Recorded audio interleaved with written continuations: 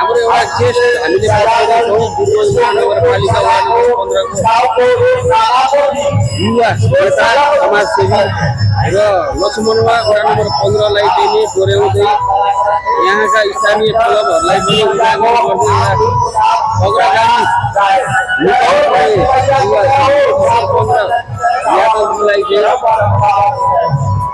आज यस लक्ष्मणमा भएका विशेष छठघाटका बारेमा केही कठिनाइ विघ्न बाधा र यसका चुनौतीहरू र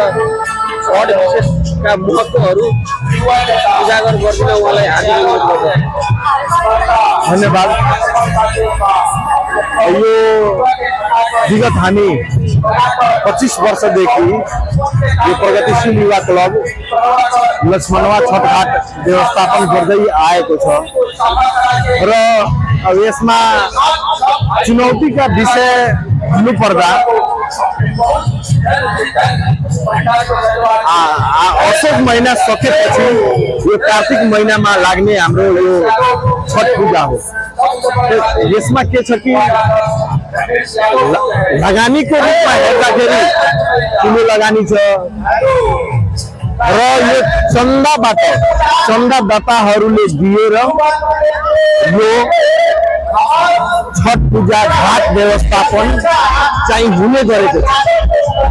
हरेक घरमा हामी घरमा गएर चन्दादातासँग भेट गरेर हामी चाहिँ चन्दा कलेक्सन गर्छौं र यसमा चाहिँ हामी अब टेन्ट, बिजुली, बत्ती र सांस्कृतिक प्रोग्राम समेत हामी गर्छौं र कहिलेकाहीँ हामीले समाजका अगुवाहरूलाई पनि हामीले बेला बखतमा राजनीतिक समाज सेवा गर्दै बोलाएर हामीले उहाँहरूसँग सल्लाह सुझाव दिएर उहाँहरूलाई सम्मान गरेर अगाडि बढ्ने गरेका छौँ र यसमा खर्च भन्नु पर्दा चन्दादाताहरूले दिन्छ, एक मुष्टले आउँदैन, तर आजको दिनसम्म पनि हामीलाई चन्दा आउने गरेको छ। कठिनाइ रूप त्यहाँ हुन्छ जुन बेला यसलाई एउटा जसरी कि अब यो टेन्ट बाँध्नु पर्ने, बत्ती बाँध्नु पर्ने, साउन्ड बाँध्नु पर्ने, सांगीतिक कार्यक्रम सञ्चालन हुन्छ, उहाँहरूसँग बयानाबाट गर्नुपर्ने हुन्छ, बाँध्नुपर्छ, त्यो एउटा रीति छ। त्यो अनुसारले गर्दाखेरि कठिनाइ हुन्छ किनकि हामीसँग स्रोत साधन हुँदैन, बाधात्मक परिस्थिति हुन्छ। हाम्रो जुन क्लबका मेम्बरहरू हुन्छ, सदस्यहरू हुनुहुन्छ, उहाँहरूले हामीले आफ्नो लेबी भनौँ न या चन्दा दिएर हामी अघि बाँध्ने, एडभान्स दिने त्यो काम गर्छौँ र यो पर्व किन मनाइन्छ? खास गरेर मधेसमा यो आफ्नो छोरा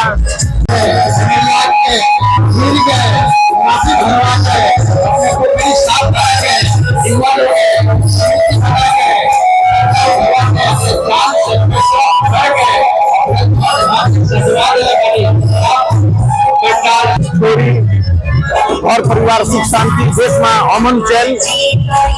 सुख समृद्धि होस् भने त्यसका निम्ति चाहिँ छठी मातालाई एउटा एकदम साक्षात रूपमा तपाईँ मनदेखि नै एउटा कुनै चिज आस्थाको साथमा बोक्नुहोस् र तपाईले पाउनुहुन्छ भनेर एउटा आस्था बोकेको यो छठघाट मधेसमा, तराई मधेसमा यो पर्व मान्ने गरेको छ र यो 3 दिनसम्म निर्जल अब सुरुको दिन हो। छठको दिन अलिक कम गरिदिएको प्रति हजुरको के धारणा छ? अनि सरकारले अब यसमा चाहिँ बढाउनु पर्ने हो, तर मध्य प्रदेश सरकारले 2 दिन चाहिँ दिएको छ, आज र भोलि, र केन्द्र सरकारले 1 दिन मात्रै दिएको छ। यो चाहिँ कहीँ न कहीँ कानुन बाध्न गएको छ। यसलाई उहाँहरूले संशोधन गरेर एउटै हुनुपर्ने हो। 2 दिनसम्म कम्तीमा यो 3 दिनसम्मको यो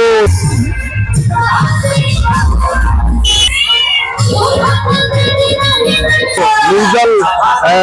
ठुलो यो महान पर्व हो यो अहिले चाहिँ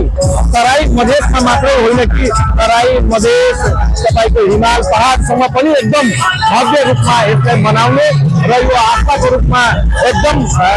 सम्पूर्ण जनताहरूले नेपाली जनताहरूले मनाउनु गरेका छ त्यस कारणले गर्दा यो चाहिँ विख्यात रूपमा अगाडि बढेको छ धन्यवाद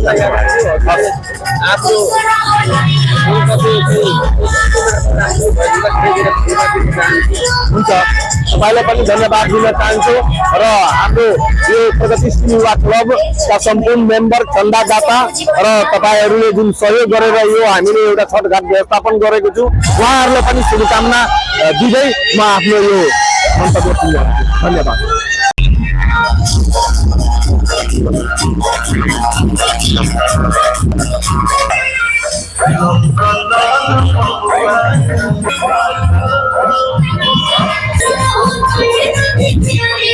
It's